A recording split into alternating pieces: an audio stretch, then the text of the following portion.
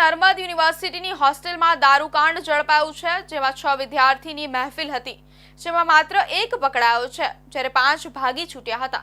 વિદ્યાર્થીઓએ દારૂનો પેક બનાવી ચીયર્સની બૂમો પાડી હતી, જેથી રજિસ્ટ્રારે રેડ કરી હતી।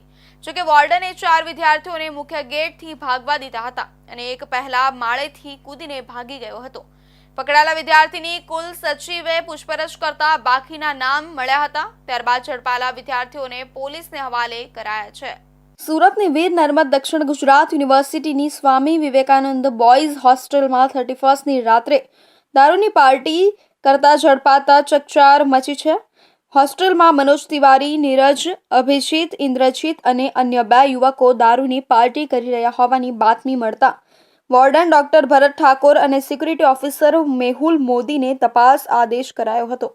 જોકે વોર્ડનના ગયા બાદ 4 વિદ્યાર્થી ગેટથી જતા કેમેરામાં કેદ થયા હતા, જ્યારે મનોજ તિવારીને રૂમમાં બંધ કરાયો હતો, ત્યારે સિક્યુરિટી ઓફિસર વોચમાં હતો। દરમિયાન મનોજ બાલ્કનીમાંથી કૂદીને ભાગી ગયો હતો અને હજુ એક વિદ્યાર્થી રૂમમાં જ હોવાથી પકડાઈ ગયો હતો। પાર્ટી કરનારા 6 પૈકી 2 યુવક યુનિવર્સિટી બહારના હતા, જ્યારે 4ના પ્રવેશ રદ કરાયા છે। ઉપરાંત વોર્ડનને યુનિવર્સિટીએ મેમો આપ્યો છે। આ 4 વિદ્યાર્થીઓના પ્રવેશ રદ કરવામાં આવ્યા છે, જેમાં મનોજ તિવારી ડિપાર્ટમેન્ટ ઓફ લોનો વિદ્યાર્થી છે, નીરજ રાઠી ડિપાર્ટમેન્ટ ઓફ જેએમસીનો વિદ્યાર્થી છે, અભિન્ન કોમદ એ ડિપાર્ટમેન્ટ ઓફ એમએસસીનો ફિઝિક્સનો વિદ્યાર્થી છે તથા ઇન્દ્રજીત ડિપાર્ટમેન્ટ તેનું હજી સ્પષ્ટ નથી। 31ની રાત્રે કરાયેલી રેડ દરમિયાન વિદ્યાર્થીના રૂમમાંથી દારૂની બોટલ, ઈ-સિગાર મળી આવ્યા હતા। એક વિદ્યાર્થી ઘટના સ્થળેથી ઝડપાયો હતો, જ્યારે 5 ભાગવામાં સફળ રહ્યા હતા। યુનિવર્સિટી કેમ્પસમાં 1200 સીસીટીવી હોવા છતાં હોસ્ટેલમાં દારૂ પાર્ટી થતા સવાલો ઉઠ્યા છે।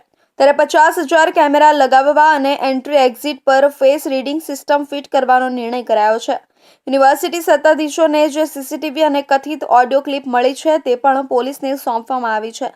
જે વિદ્યાર્થીઓ પર પાર્ટી કરવાનો આરોપ છે તે વિદ્યાર્થીઓનો હોસ્ટેલમાંથી પ્રવેશ રદ કરાયો છે અને આગામી પરીક્ષા આપવા માટે પણ તેના પર પણ પ્રતિબંધ મુકાયો છે।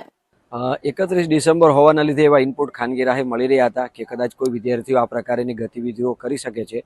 એટલા માટે અમારી સમગ્ર ટીમ, અમારા સિક્યુરિટી ઓફિસર અને અમારા રેક્ટરશ્રીએ પણ સ્થળ પર તપાસ કરી। હું પણ સ્થળ પર જાતે ગયો હતો અને તપાસ કરતાં એક રૂમમાંથી આ પ્રકારે વિદ્યાર્થીઓ આવી ગતિવિધિ કરતા પકડાયેલા હતા અને એની સામે યોગ્ય કાર્યવાહી કરવામાં હાલ ચાલી રહી છે। ઘટના સ્થળે જે અમારી એક હોસ્ટેલ છે એ હોસ્ટેલની અંદર વિદ્યાર્થીઓ આ રીતથી કંઈ નોનવેજ અને દારૂની બોટલ વગેરે પકડાઈ હતી અને દારૂની બોટલ વગેરે અમે પોલીસ ફરિયાદ પણ દાખલ કરવામાં આવી છે અને સ્થળ પર ગયા પછી પોલીસ પણ આવી હતી અને પોલીસને પછી હેન્ડઓવર કરવામાં આવેલું છે।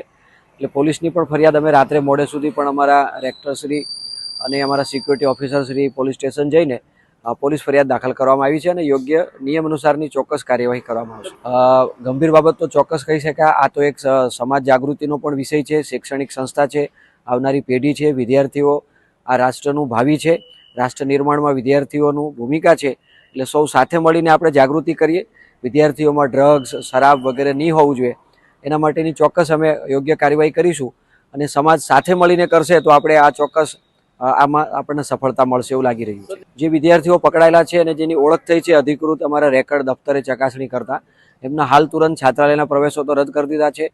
ફાઇલો પર હુકમ થઈ ગયા છે કે એમના પ્રવેશો પણ રદ કરવાની ઘટતી કાર્યવાહી કરવામાં આવે અને એની પણ બજવણી હુકમ વગેરે આજકાલમાં થઈ જશે। નિયમ અનુસારની ચોક્કસ કાર્યવાહી કરવામાં આવશે। 31ની રાત્રે હોસ્ટેલમાં પાડવામાં આવેલી રેડ દરમિયાન અભિન્ન કોમદ નામનો વિદ્યાર્થી ઝડપાયો હતો, જ્યારે મનોજ તિવારી, નીરજ રાઠી, ઇન્દ્રજીત નામના વિદ્યાર્થીઓ અને બહારથી આવેલા 2 યુવકો ભાગવામાં સફળ રહ્યા હતા। મનોજ તિવારી, નીરજ રાઠી, અભિન્ન કોમદ, ઇન્દ્રજીત, અન્ય 2 યુવકો, જેમાં એક મહાવીર યુનિવર્સિટીનો હતો। યુનિવર્સિટીના વિદ્યાર્થીઓ વચ્ચે ગાંજો મંગાવવા અંગે થઈ રહેલી વાતચીતનો એક કથિત ઓડિયો ક્લિપ પણ યુનિવર્સિટીના સત્તાધીશોને મળી આવી છે। ઓડિયો ક્લિપ પોલીસને તપાસ માટે સોંપી દેવાઈ છે। ઘટનામાં સંડોવાયેલા